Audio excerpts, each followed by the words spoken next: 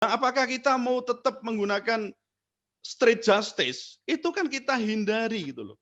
Artinya ya kita semakin maju, peradaban semakin tinggi, educated seterusnya kan mestinya cara-cara gedongan ya dalam arti tanda kutip ya, cara pencarian keadilan gedongan itu yang kita utamakan bukan street justice.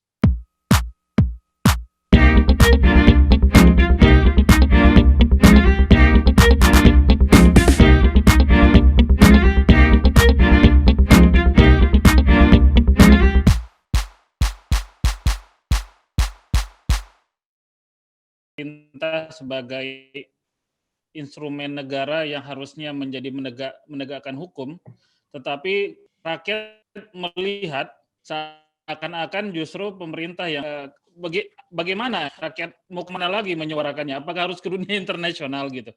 Atau tadi seperti Prof. Rocky bilang mencontohkan seperti era revolusi Prancis gitu ya? Bagaimana, Prof? Kalau dari sisi politik gitu ya, sebenarnya kan ada kayak beberapa mendobrak kekuasaan itu kan dibenarkan gitu ya. Misalnya ya, Anda mau mengatakan apa ketika Indonesia mau merdeka itu? Apakah di Indonesia tidak ada kekuasaan? Tidak ada pemerintah yang berkuasa? Ada. Pemerintah kolonial Belanda. Kan begitu. Nah, kemarin banyak yang mengatakan, wah ini namanya apa istilahnya kalau melakukan people power, apalagi pemberontakan, wah itu pasti itu kan keliru kan itu. Nah, kita bisa membantah ini ketika misalnya terjadi di tahun 98. Apa itu Anda tidak mengatakan itu adalah people power? Nah, kebetulan apa? Yang TNI dan Polri mendukung kan gitu loh masalahnya. Itu kunci utama di sini. Jadi ketika sekarang misalnya kita ingin meniru reformasi jilid 2 misalnya, itu juga resikonya besar.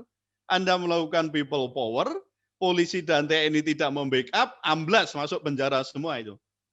Nggak percaya, itu silakan tuh tanya siapa ini Bang siapa Bintang Pamungkas, kemudian yang beberapa yang kemarin ya ditangkap itu karena dikira itu akan menggerakkan atau melakukan makar dan seterusnya. Itu jadi masalah besar di situ. Nah, sebenarnya ada yang lebih soft ya. Tapi ini jelas butuh kekompakan yang disebut dengan civil disobedience. Apa itu? Pembangkangan sipil. Yang kemarin dari Jogja itu Mas Zainal Mokhtar ya Arifin ya itu pernah melontarkan juga kenapa kita tidak bisa melakukan civil disobedience, pembangkangan sipil. Tapi ini kan sulit karena apa? Karena kita terpolarisasi.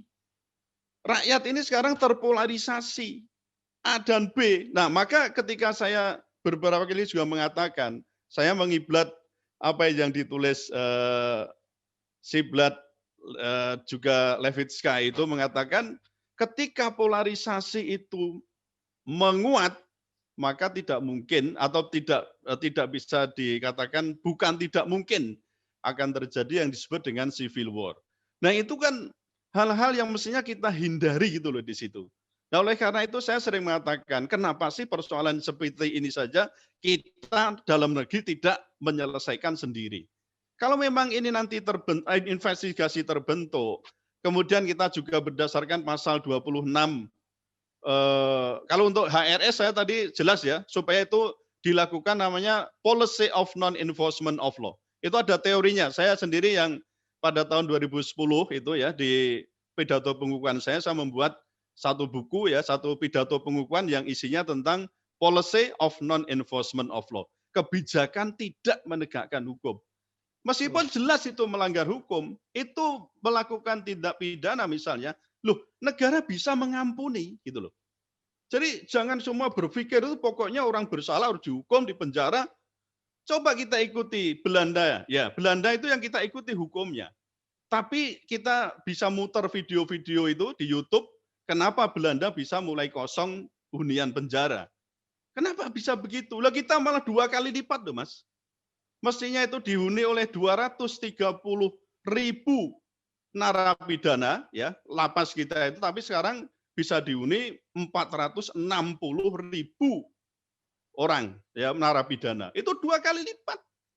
Yang kita ikuti sudah selesai, sudah meninggalkan cara-cara yang normatif, cara-cara yang represif, cara-cara pokoknya salah harus dihukum masuk penjara. Itu sudah lewat. Nah kita ini aja nggak cerdas bagaimana mengikuti pola yang berkembang dengan mengikuti misalnya pola restoratif justice. Nah apakah kita mau tetap menggunakan straight justice? Itu kan kita hindari gitu loh. Artinya ya kita semakin maju, peradaban semakin tinggi, educated seterusnya kan mestinya cara-cara gedongan ya dalam arti tanda kutip ya, cara pencarian keadilan gedongan itu yang kita utamakan, bukan street justice. Keadilan jalanan yang kita kembangkan itu loh. Saya juga kurang setuju, tapi toh keadilan jalanan itu juga konstitusional ya. Anda jangan sampai mengatakan, oh itu tidak konstitusional, sopo ngomong. Orang itu juga dijamin oleh undang-undang.